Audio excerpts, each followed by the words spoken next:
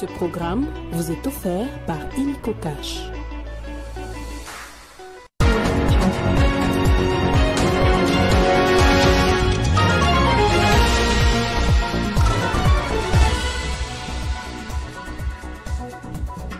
Conflit interethnique, la table ronde pour restaurer la paix entre le Mbolé et les Lengolais à Kisangani s'ouvre aujourd'hui. Et puis nous irons à Mbujimayi où la fondation Kemesha Charity fête Noël ce 17 décembre avec plusieurs enfants au Kassai-Oriental, une activité caritative qui est à sa deuxième édition. Très heureuse de vous retrouver, mesdames, messieurs, pour vous informer. On ouvre avec les nouvelles de province, table ronde pour restaurer la paix entre les communautés Mbolé et Lengolais à Kisangani, chef-lieu de la province de la Tchopo. Ouvert ce mardi 17 décembre sous l'égide du ministère de l'Intérieur pendant 3 jours, ce forum vise à fédérer les représentants de communautés ethniques, des chefs coutumiers, des acteurs de la société civile, des leaders religieux et autorités politico-administratives de la Tchopo pour des solutions idoines à ce conflit communautaire à plusieurs victimes en rétablissant la confiance, la cohésion et la concorde pour une vie paisible et les retours des déplacés dans leur milieu d'origine.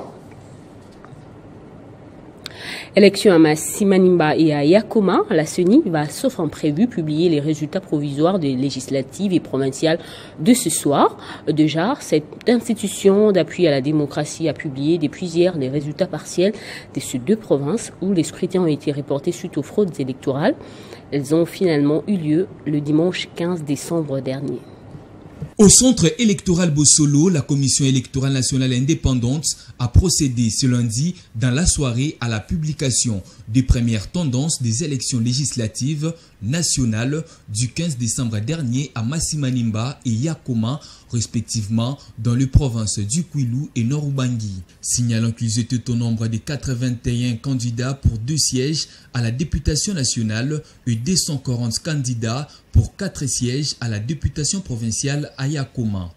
Et à Massimanimba, 302 candidats à la députation nationale pour 5 sièges et 571 candidats à la députation provinciale pour 8 sièges.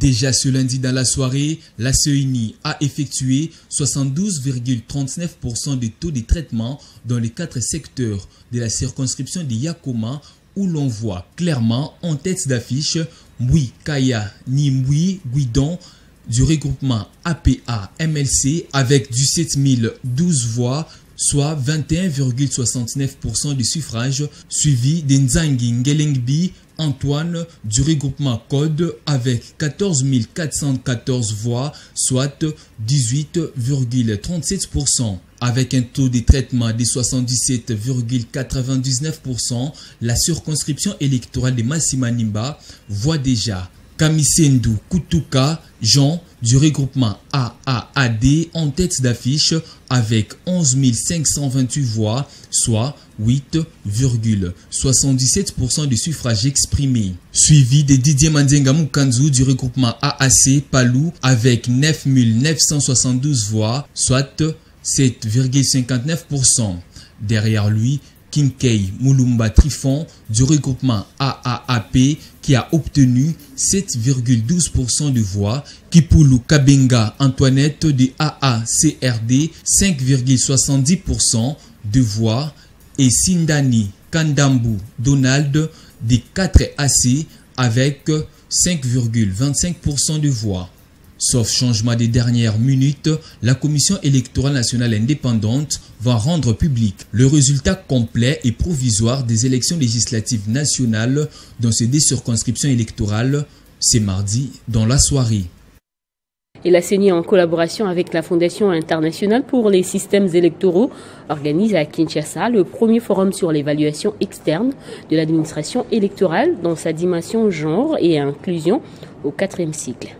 C'était dans la salle Les Capitoles des Rotana Hotel qui s'est ouvert les premiers forums national sur l'évaluation électorale dans sa dimension genre et inclusion au 4e cycle électoral. Ces assises, organisées par la CENI en partenariat avec International Foundation for Electoral System et les gouvernements britanniques, a connu la présence des hôtes de la RDC et de l'étranger. Au nom de notre représentante pays, Madame Edna Kosne, qui me charge de vous accueillir très chaleureusement pour ce premier forum et espère qu'à l'issue de ce forum, on aura à l'issue pour améliorer la participation des personnes marginalisées, les femmes, les jeunes, les personnes avec handicap, les peuples autochtones pygmées, ainsi que les déplacés internes. Plusieurs orateurs ont fait les tours du perchoir, dont les dirigeants de la CENI et bien d'autres organisations internationales, pour un seul but, démontrer comment l'administration électorale pendant les 4e cycles électoraux en RDC a fonctionné.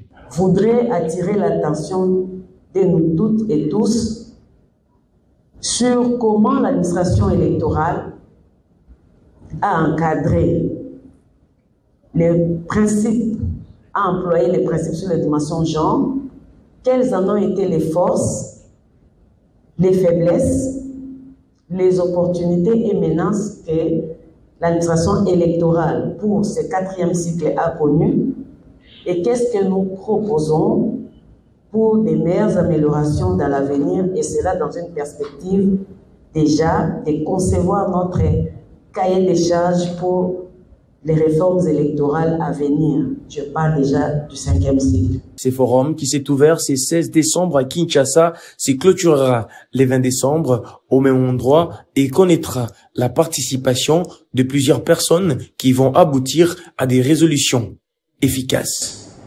Sous une fine pluie, 2000 enfants célèbrent en ce moment Noël à Mbuji-Mayi grâce aux efforts de la Fondation Kimesha Charity.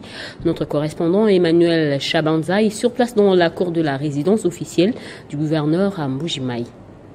Oui, c'est un jour exceptionnel pour les enfants démunis et ceux vivant avec albinisme à Mbuji-Mayi au Kasaï oriental. Ils sont rassemblés par dizaines. Ces enfants qui viennent des divers horizons de la ville de Mbuji-Mayi vont fêter avec faste la nativité grâce à la fondation Kimesha Charity. Alors, depuis les premières heures de ce mardi 17 décembre, la mise en place était déjà en cours dans la cour de la résidence officielle du gouverneur de province. Ici, on installe les buffets, là-bas, on place les sièges. De l'autre côté, la technique met au point son secteur pour une retransmission en direct sur votre télé, la Télé 50. Sous un ciel tranquille, naturellement couvert, une agrémentation musicale accompagne justement la mise en place pendant que les premiers invités commencent à marquer leur présence. Le début officiel de la manifestation aura lieu sous peu, avec au menu de la manifestation justement la collecte ou la contribution de 250 000 $ américains pour les personnes vulnérables du Kasaï oriental.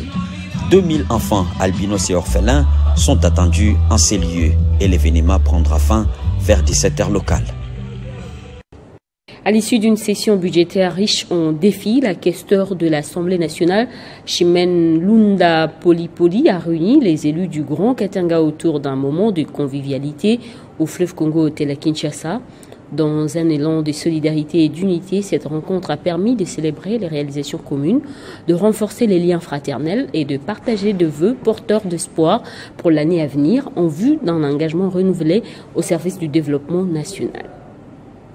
Au-delà de la célébration de la clôture de la session parlementaire, la rencontre a été l'occasion pour Chimène Lunda Polipoli, questeur de l'Assemblée nationale, de partager ses vœux de nouvel an avec ses collègues de toutes tendances confondues. Dans son discours empreint de convivialité et d'opportunisme, elle a souligné la résilience et l'engagement des élus du Grand Katanga tout en les exhortant à maintenir leur unité et à perpétuer leur mission en faveur du développement de la région et de la nation tout entière. La questeur de la Chambre basse du Parlement, dans son intervention, a également remercié les chefs de l'État Félix Tshisekedi et l'autorité morale de la FDC, Bahatilou Kwebo, pour sa confiance. Nous venons de clôturer la session de septembre. Je sais que nous tous, nous devons regagner nos circonscriptions électorales. Alors, avant que nous puissions regagner nos circonscriptions, il serait souhaitable que nous puissions nous rencontrer, que nous puissions partager un verre, un petit repas. Ce que j'ai voulu en tout cas qu'il y ait la fraternité entre nous, qu'il y ait l'amour, la convivialité tout autour des élus du Katanga. Et je crois qu'avec la grâce de Dieu en tant que chrétienne, nous allons y arriver. Ces moments de convivialité a renforcé l'idée que, malgré les divergences politiques, l'intérêt supérieur du peuple congolais demeure la priorité de tous. Cette initiative de la questeur a non seulement mis en lumière l'importance de la solidarité entre élus, mais aussi celle de la cohésion en vue de relever l'ensemble des défis auxquels les pays font face. Le général John Chibangu, commandant de la 21e région militaire, a souligné l'importance pour les parents d'éduquer et d'encadrer leurs enfants afin de les protéger des arrestations et des poursuites judiciaires, particulièrement en cette période de fin d'année. Cette déclaration a été faite à l'issue d'une parade conjointe réunissant la police, les forces armées de la République démocratique du Congo et les services nationaux, qui s'est tenue au stade Kachala Bonzola. Le général a insisté sur le rôle crucial des familles dans la prévention des comportements à risque chez les jeunes, appelant ainsi à une vigilance collective dans la société. Prenons la parole pour la circonstance. Les commandants du 21e région militaire, le général John Chibangu, a insisté sur l'importance de la discipline et du respect strict des règles militaires. Ce rappel intervient alors que la ville de Mbuji-Mayi fait face à une recrudescence de l'insécurité en cette période de fête de fin d'année. Face à cette situation préoccupante, le général Chibangu a exhorté les forces armées sous son commandement à intensifier leur vigilance et à mener des opérations de sécurisation renforcées. Nous avons déjà mis en place des stratégies et toutes les mesures possibles pour la prévention de la criminalité qui monte en puissance en Mbuji-Mayi. Donc, je demande à la population, parce qu'ils n'auront plus pardon, nous avons le temps aujourd'hui de dire à la population qu'est fini la récréation. Nous avons mis une équipe en place, c'est-à-dire il y aura la parade mixte, FARDC, police nationale congolaise et aussi certains autres services de sécurité. C'est ici l'occasion de dire aux parents, l'occasion de dire aux chefs de famille ainsi qu'aux chefs de clan de tirer les oreilles de leurs enfants. Parce que nous avons déjà mis en place des stratégies et toutes les mesures possibles pour la prévention de la criminalité qui monte en puissance en Mbuji-Mayi. Au cours de cette allocution, le commandant a également mis en garde contre toute tentative de politisation de l'armée, rappelant que les forces armées doivent rester neutres. Cette séance de causerie morale s'est achevée par un défilé des troupes. Une foule enthousiaste a applaudi les soldats, témoignant ainsi de son soutien aux efforts de sécurisation déployés par l'armée dans un contexte tendu. Alors que les festivités s'intensifient, les autorités militaires réaffirment leur détermination à maintenir l'ordre public en Mbuji-Mayi. Lutte contre la criminalité et de certaines bavures policières, l'inspecteur général de la police nationale congolaise, Philémon Patience Mouchidia, va déployer des inspecteurs de l'IGPNC dans le Kasaï central et dans le Kwilu. Objectif, vulgariser les missions de cet organe supérieur de la police et inviter la population à dénoncer des bavures policières et des individus qui perturbent la quiétude de paisibles citoyens. Sur instruction du commissaire divisionnaire principal, Philémon Patience Mouchidiav, pendant 4 jours, une équipe de l'inspection générale de la police, conduite par le commissaire supérieur de l'ancien Goïlmanou, a séjourné à Kananga dans le Kasaï central afin d'assurer la formation des formateurs pouvant vulgariser les missions de l'IGPNC pour une police plus professionnelle au service du peuple. Après échange, ici en image, avec le gouverneur à l'intérim du Kasaï central, cette équipe a mis à profit la tenue de la parade du commissariat urbain de Kananga pour expliquer aux policiers les missions de l'inspection générale de la police nationale congolaise. Les policiers lésés, tout comme les civils, peuvent dénoncer le mauvais comportement des policiers au bureau de l'antenne de l'IGPNC à Kananga pour tout renseignement utile. Notre souci est que tous les policiers, les personnels policiers s'imprègnent sur les missions de l'inspection générale pour qu'ils puissent améliorer les prestations de services. Donc nous sommes là, on n'est pas pour sanctionner, notre souci est qu'il y ait l'amélioration et un bon fonctionnement des unités et services de la police. La délégation de l'IGPNC s'est également entretenue avec les acteurs de la société civile et les différents chefs des quartiers au siège de la commune de Kananga pour les sensibiliser à collaborer avec l'IGPNC, une structure de la police qui a le devoir de faire respecter les lois et règlements de la République au sein de la PNC. Une autre équipe de l'inspection générale de la police était également à Bandundu-Ville, dans la province de Kwilu, pour la même mission, sous la direction du commissaire supérieur principal Alain Ilunga, secrétaire général administratif à l'inspection générale de la police nationale congolaise. La gouverneure du Lualaba est-elle compétente pour suspendre le bourgmestre de la commune rurale de Fungurume? Quels sont les griefs portés contre le bourgmestre? Les vice-premiers ministres en charge de l'Intérieur peut-il stopper une action de lutte contre les détournements? Voilà les questions que s'interroge la rédaction de Télé 50 après les télégrammes du vice-premier ministre de l'Intérieur, Jacquemain Chabani, demandant à la gouverneure Fifi Masuka de stopper la mesure portant suspension du bourgmestre de la commune rurale de Fungurume. La décision de suspendre le bourgmestre de la commune rurale de Fungurume provisoirement a suscité diverses réactions et interprétations dans l'opinion publique et les réseaux sociaux s'emballent. Il est nécessaire de clarifier les raisons profondes qui ont motivé ces décisions ainsi que mettre en lumière les fondements juridiques qui l'encadrent. Tout d'abord, son attitude d'insubordination caractérisée envers l'autorité provinciale Fifi Masuka a été un facteur déterminant. En refusant de se conformer aux directives et consignes établies, les bourgmestres Kaleng Ntamb, Le Sen, portent atteinte au bon fonctionnement de l'administration et a compromis la confiance du public envers les institutions étatiques. De plus, les accusations de mauvaise gestion des fonds publics ont été avancées avec des allégations indiquant une utilisation non conforme des ressources financières, notamment la redevance minière. Les informations révèlent des schémas d'affectation inappropriée des fonds, portant préjudice à l'intérêt général et soulèvent des préoccupations sérieuses de détournement des fonds publics, sur au moins 20 millions de dollars américains perçus jusque-là. L'autorité communale de Fungurume a affecté 80% au fonctionnement de son cabinet et les restes au financement fantaisiste des projets supposés d'intérêt public.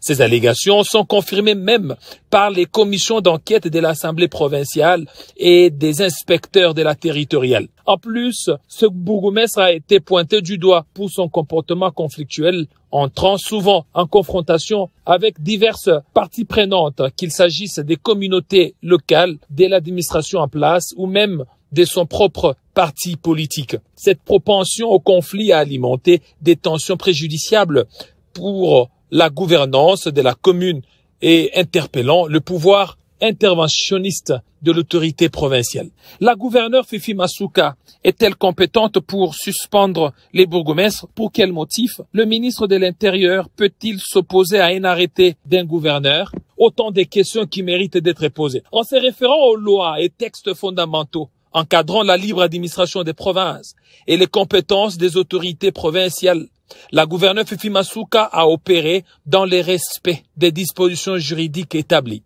La Constitution de la République démocratique du Congo, la loi sur la libre administration des provinces, toutes ces lois confèrent à la gouverneure le pouvoir et la responsabilité d'assurer l'exécution de lois et règlements au sein de sa province, y compris celui de suspendre des autorités locales pour des motifs légitimes tels que les manquements à leurs devoirs ou les comportements contraires à l'intérêt public. Le respect scrupuleux des procédures légales gouvernant les suspensions d'autorités locales est essentiel pour garantir la validité et la légitimité de la décision. Une notification adéquate et un arrêté motivé sont des étapes prépondérantes dans ces processus pour assurer une juste mise en œuvre de la suspension. Le vice-premier ministre, ministre de l'Intérieur, Jacquemain Chabani, a, dans un arrêté, demandé à la gouverneure de retirer sa suspension et de lui donner comme injonction de rejoindre Kinshasa. Ce télégramme, estime certains experts en la territorialité, encouragerait l'indiscipline et les détournements de la redevance minière dans la province et serait même à l'encontre des valeurs prônées par l'UDPS parti au pouvoir. Pour l'UDPS, l'état de droit doit être primé partout, car le nom de l'UDPS ne doit pas être utilisé comme bouc émissaire pour encourager l'impunité en République démocratique du Congo. L'armée congolaise a annoncé la libération de 3 otages retenus par les miliciens Mobondo dans le village de Kindongo, situé dans les territoires des Kenge, province du Congo. L'opération a eu lieu lors des affrontements entre les forces armées de la République démocratique du Congo et les miliciens. Les forces armées de la République démocratique du Congo ont lancé samedi 14 décembre 2024 une patrouille de combat au village Kindongo, situé dans le groupement Sayavu, secteur de Pelende Nord, territoire des Kenge. Nous sommes dans la province du Kwango. Informés du renfort de patrouilleurs dans ces villages, situés à 25 km de la ville de Kenge, les insurgés Mobondo ont résolu de traverser la rivière Wamba pour atteindre le village Takombe. Malheureusement, avant leur traversée, ces insurgés ont volé des chèvres et autres biens des habitants du village Kindongo et pris en otage 3 personnes qu'ils ont utilisées comme transporteurs de biens volés. Très actifs, les militaires congolais ont poursuivi ces hors-la-loi jusque dans leur lieu de refuge, où ils se sont affrontés pendant une dizaine de minutes. Au terme de ces affrontements, 3 compatriotes pris en otage par ces hors-la-loi ont été libérés, un insurgé Mobondo capturé, 2 armes de guerre et 23 cartouches de type 00 récupérées par l'armée loyaliste. Le commandant de la 11e région militaire alerte l'opinion tant locale que nationale que certains responsables de villages qui malheureusement compatissent mieux avec les insurgés Mobondo et qui ne veulent pas voir la paix s'installer dans les territoires de Kenge ont déclenché une campagne de diabolisation de l'armée congolaise en attribuant aux vaillants militaires certains actes contraires aux principes de guerre posés par les insurgés Mobondo. Le militaire congolais mène toujours leurs opérations dans le respect des droits de l'homme et des droits internationaux humanitaires. Une telle campagne qui a pour objectif de disqualifier l'armée congolaise aux yeux de sa population est déjà vouée à l'échec, car notre population est mature et comprend mieux le jeu de Mobondo et ses partenaires. Cette campagne ne découragera jamais les militaires congolais qui sont déterminés à mettre fin au phénomène Mobondo dans l'ensemble de la 11e région militaire. Autre chose à présent, à l'issue d'un procès en flagrance, la Cour de cassation a infligé la peine de 5 ans de prison ferme à l'endroit de Constant Manvidila, ministre provincial de l'Intérieur du Congo central. Il lui est reproché d'avoir ordonné à ses gardes de fouetter un individu qui lui aurait manqué de respect. Entre-temps, le tribunal de paix de Kinshasa Ngalima a condamné hier lundi Denise Mukendi du Sochoy à 3 ans de prison ferme pour faux bruit, faux en écriture et injure publique. Le verdict a mis fin à une affaire qui a largement retenu l'attention de l'opinion publique congolaise, notamment en raison des accusations graves portées par l'accusé. En séjour à Uvira, Fiston Simba Doudou, au cadre d'Ensemble pour la République, a effectué une visite dans quelques structures sanitaires ayant bénéficié de dons de la part de Moïse Ketumbi. Il s'agit entre autres du bloc opératoire baptisé sous le nom de Pierre Lumbi et des cliniques universitaires Saint-Paul du diocèse d'Uvira. Sur place, il n'a pas manqué de poser quelques actes de générosité. À bord de sa Jeep, Fiston Simba Doudou, comme à ses habitudes, est sur le terrain. Au lendemain de son arrivée à Uvira, où il rencontre pour la première fois sa base depuis les dernières élections, le cadre de Ensemble pour la République a choisi le bloc opératoire Pierre Lumbi au Congo, don de Moïse Katumbi et les cliniques universitaires Saint-Paul d'Uvira pour sa première visite. Touché par la situation que traversent certains patients bloqués par la structure médicale faute de moyens, Fiston Simba Doudou a décompté leur situation en payant leurs factures. Ces derniers lui ont exprimé leur gratitude. À l'occasion de l'accueil de l'honorable Simba Doudou au centre hospitalier clinique universitaire Saint-Paul d'Uvira. Honorable, nous, agents du centre hospitalier clinique universitaire Saint-Paul d'Uvira, avons l'insigne honneur et un immense plaisir de vous accueillir au sein de notre chère structure médicale. Une visite sociale longtemps entendue et digne d'un fils du terroir. Bienvenue parmi nous. À son tour aussi, l'équipe médicale a remercié l'opposant Moïse Katumbi pour sa sollicitude vis-à-vis de la population d'Ouvira. De prime abord, nous réitérons une fois encore nos sincères remerciements au président Moïse Katumbi Chapwe de nous avoir octroyé cet excellent et bijou bloc opératoire, l'unique en son genre, digne et répondant aux normes standards. Au terme de sa visite, Fiston Simba a promis de faire réhabiliter l'aérodrome de Kiliba comme celui de Moulonde dans le Haut-Katanga. En sport, le ballon d'or africain restera encore au Nigeria jusqu'à l'année prochaine. Sans surprise, Ademola Lookman a été nommé joueur africain de l'année succédant à son compatriote Victor Osimhen. Lors de cette cérémonie de CAF Award, le drapeau de la République démocratique du Congo a flotté grâce à Mazembe qui a gagné le prix de meilleur club féminin après avoir remporté la Ligue des champions féminines cette saison. And the winner is Ademola Lookman. C'est pour la première fois de l'histoire que le Nigeria remporte ses prix 2 années de suite depuis Nwankwo Kanu en 1996 et Victor Ikpeba en 1997. Après une saison exceptionnelle en club et en sélection, Ademola Lookman a été désigné meilleur joueur de l'année au cours d'une cérémonie organisée à Marrakech, réunissant les personnalités du football du continent et celles venues d'ailleurs. I want to say a few words in my language.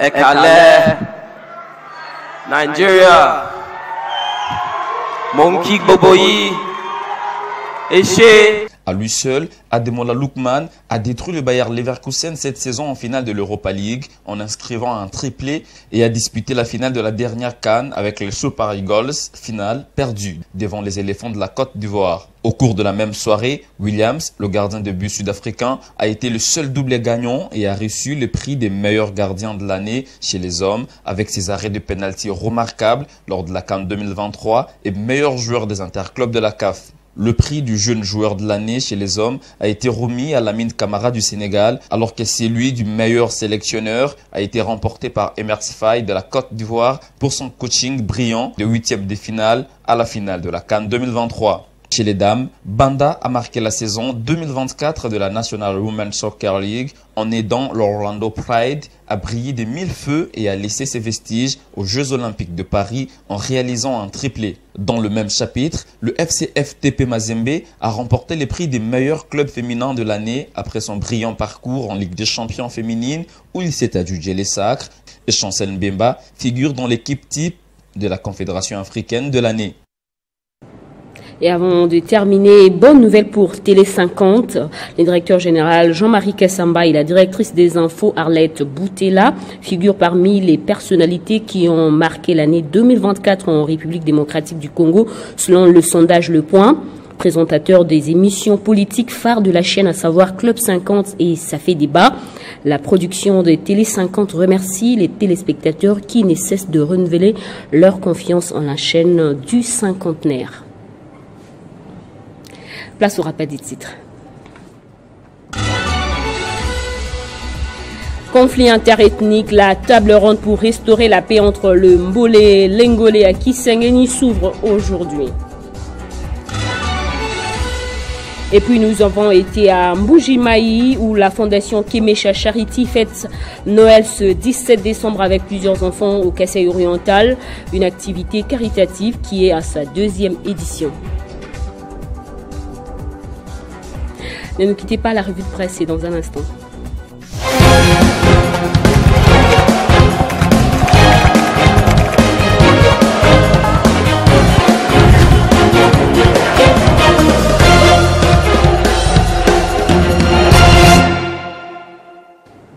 C'est avec Héritier Tambouaké que nous allons fêter les journaux parus ce mardi. Bonjour. Merci beaucoup Védrine, bonjour et salutations respectueuses à toutes ces personnes qui nous suivent de partout.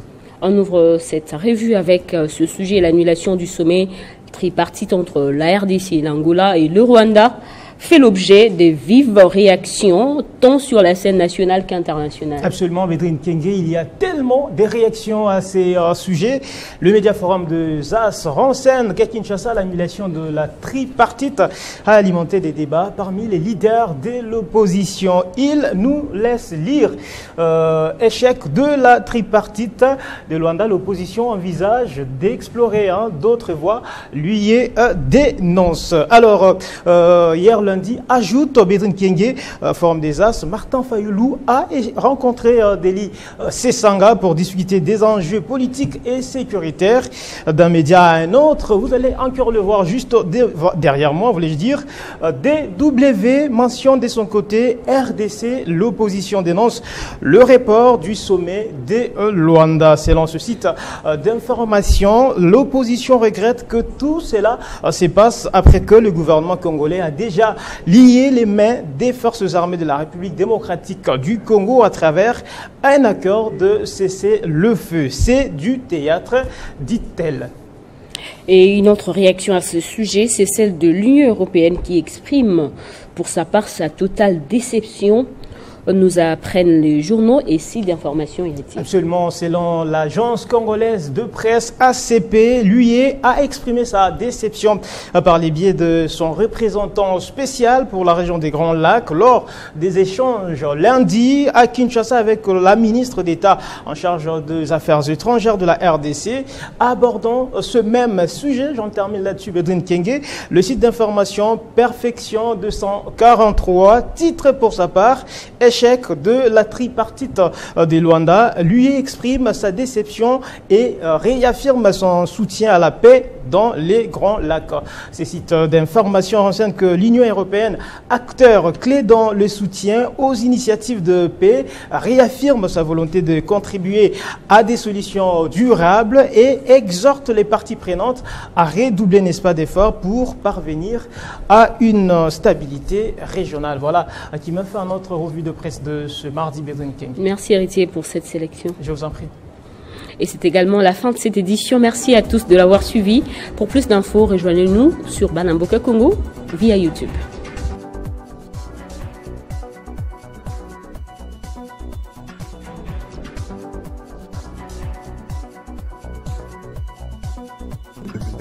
Retrouvez toute l'actualité en continu sur www.tele50.cd. Ce programme vous a été offert par Illico Cash.